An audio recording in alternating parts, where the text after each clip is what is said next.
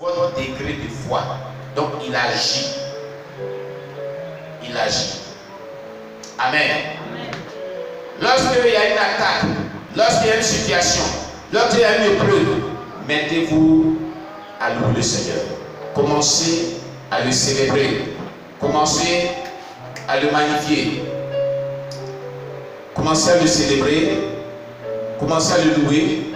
Et dites, Seigneur, merci. Est-ce que tu glorifies ton nom? Tu glorifies ton nom. Merci de ce que tu t'es manifesté. Merci de ce que tu as glorifié ton nom. Et de ce que nous avons la victoire. Et de ce que nous recevons de toi. Ce que nous avons demandé. Ce dont nous avons besoin. Nous te rendons toute la gloire de ce que nous avons obtenu. Et c'est pourquoi nous te louons. C'est pourquoi nous te célébrons. C'est pourquoi nous te magnifions. Au nom puissant de Jésus-Christ. Voilà comment vous devez prier. Amen. Alléluia. Amen. Alléluia. Amen. Donc, mais quand il y a une situation et tu commences à pleurer, tu commences à te lamenter, tu commences à t'inquiéter et tu as des pensées négatives et tu oublies que ce Dieu que tu pries est puissant. Tu pries que ce Dieu que tu pries, il envoie son Fils pour payer le prix à la croix pour ta guérison, pour la résolution de ton problème.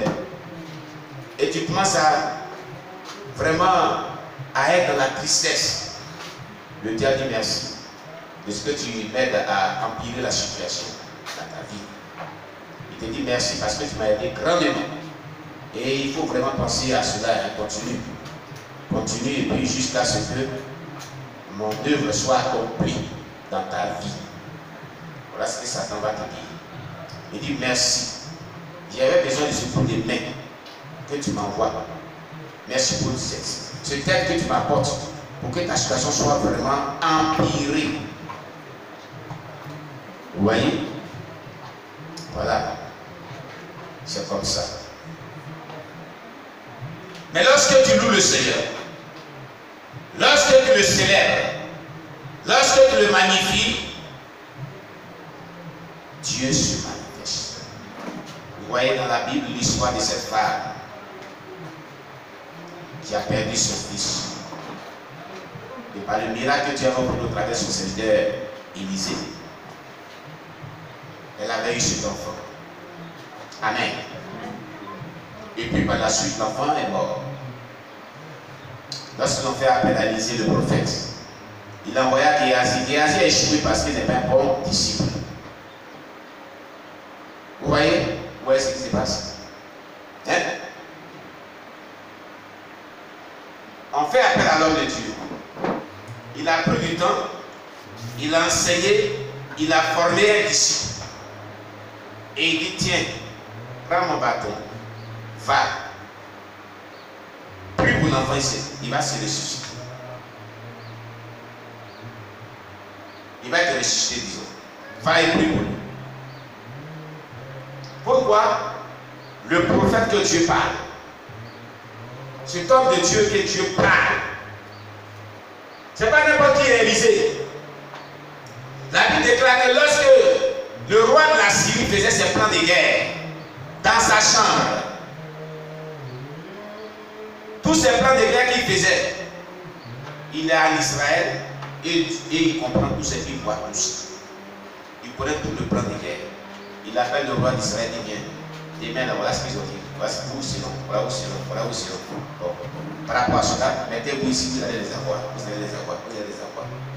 Et quand ils vont en guerre, la Syrie échoue. Et les Israéliens, ils sont surpris que le plan de guerre là a été dépossédé. Toujours.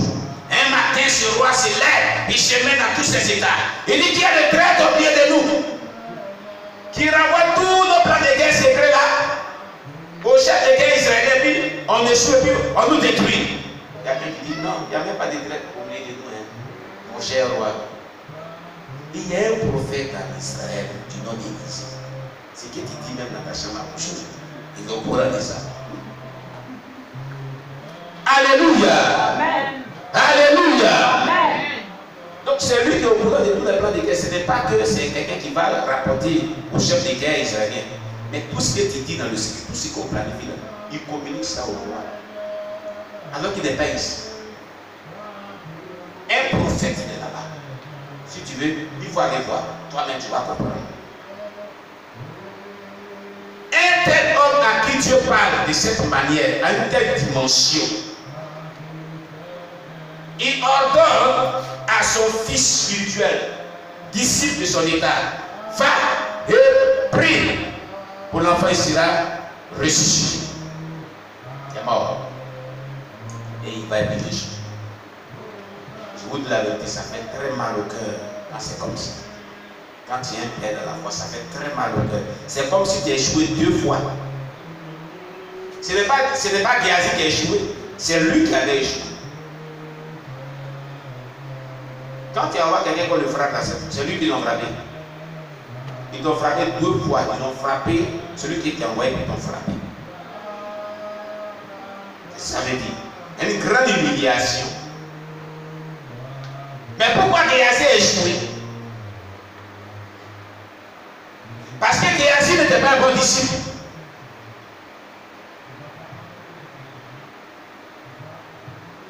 Il n'était pas un bon disciple. Il était bien formé. Le prophète désire lui donner tout le nécessaire pour qu'il soit un homme de Dieu efficace. Il mettait tout à sa disposition. Tout ce qui est nécessaire, tout ce qui était le secret. Si quelqu'un n'a pas le secret des miracles, n'a pas lui d'aller prier pour un mois pour qu'il ressuscite, il lui avait profité le secret des miracles. S'il n'avait pas reçu cette capacité pour opérer les miracles, le prophète Élisée n'a pas dit va et prie pour l'enfant. Il lui avait communiqué l'onction des miracles. Ce qui veut dire que tu peux tout recevoir et tu peux échouer. Tu n'es pas bien toi-même. Tu comprends bien? Tu peux mettre tout à ta disposition et tu peux échouer. On peut te donner des milliards et tu n'as rien fait avec. C'est ce qui s'est passé ce jour-là. Les gens pensent que réussir sa vie chrétienne, c'est être tout le temps à l'église. Être enseigné, être enseigné, être enseigné. Mais le réussir est nul. Tu es enseigné, on te donne tout. On te donne tout ce qu'il faut. On prie pour toi, on fait tout. Mais ta vie spirituelle reste la même. Tu n'es pas efficace dans l'œuvre de Dieu. Pourquoi? Géasi n'a pas été efficace. Hein? Géasi n'a pas été parce qu'il n'était pas dans la sainteté. Sa sainteté connaissait des difficultés. Quand on dit qu'il n'est pas un bon disciple, c'est-à-dire que sa relation avec Dieu n'est pas bonne. Et ça veut dire, vous ne comprenez pas ça? C'est parce que sa relation avec Dieu était mauvaise. Donc tu peux tout recevoir d'un père spirituel. Il peut jouer bien son rôle.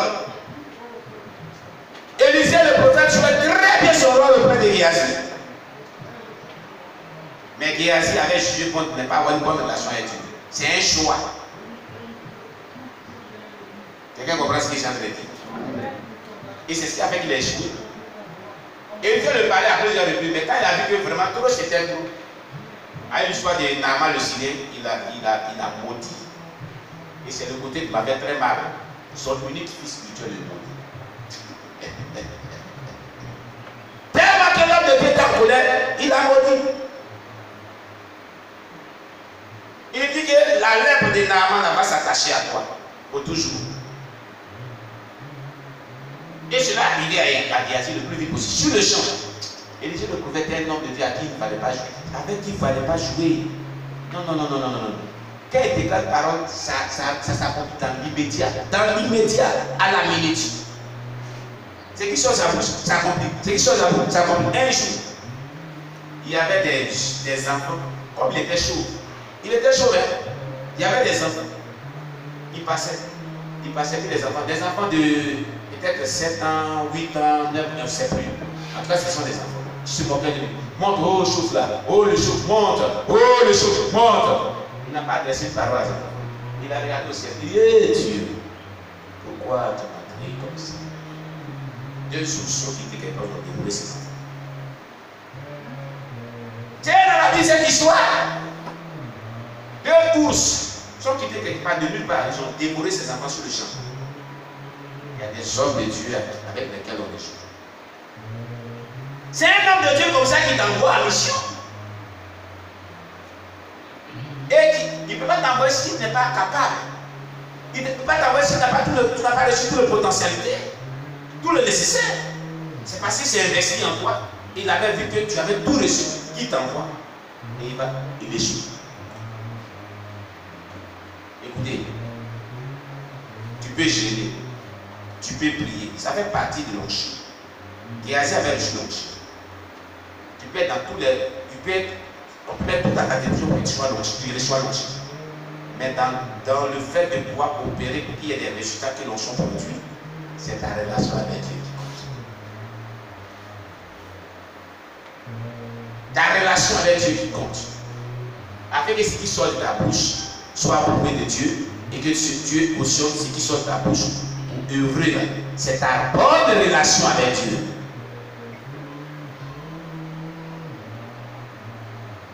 Le jeûne de la prière ne suffit pas seulement. Ne suffit pas seulement.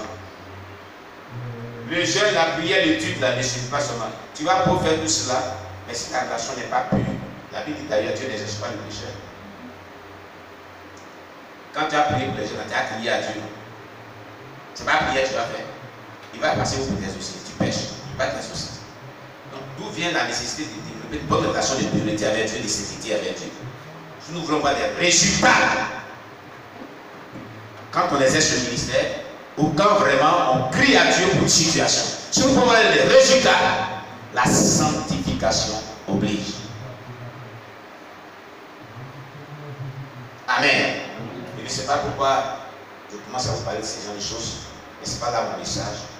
Mais Dieu veut vraiment faire quelque chose. Parce qu'il a demandé à Dieu de me diriger sur ma terre comme habituellement. Les messages qu'il a préparés sont là. Mais ce n'est pas pour nous parler d'église. À partir de la louange. Je ne sais pas. Dieu nous charge à nous d'autres de former les disciples. Nous ne voulons pas des disciples Géasi au milieu d'eux. Parce que ce n'était pas un bon disciple. Amen. Nous voulons des disciples Élisée, qui était disciple du prophète et qui a fait mieux que son père spirituel, parce qu'il a donné tout pouvoir, le miracle d'Élisée, Élie le prophète. Pourquoi? Parce qu'il fut un bon disciple. Tout bon disciple devient un bon maître. Tout mauvais disciple devient un mauvais maître. Retenez ça toujours. Et quand il y a un disciple, quand le maître ou le père dit fais ça, il faut le faire. Lève-toi, va le faire. Alléluia. Lève-toi et va le faire. Mais ne reste pas là, ne fais rien. Les conséquences sont favorables. Amen. L'insoumission à un père ou à un disciple, à un maître, disons,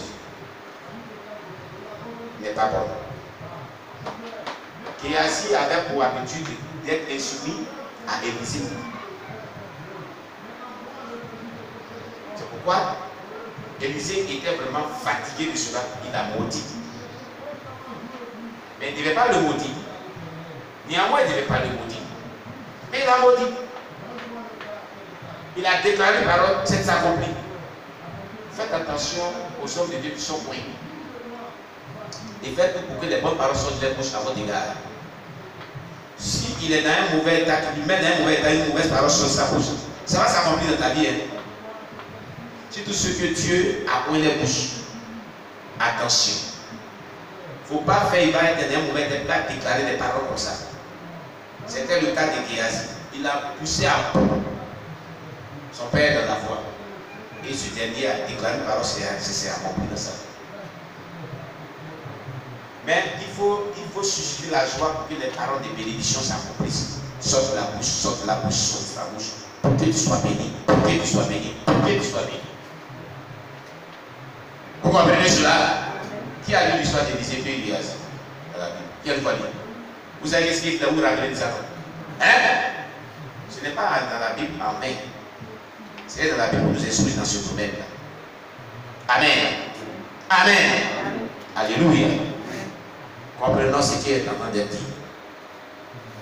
Gloire à Jésus. Que le nom de Dieu soit béni.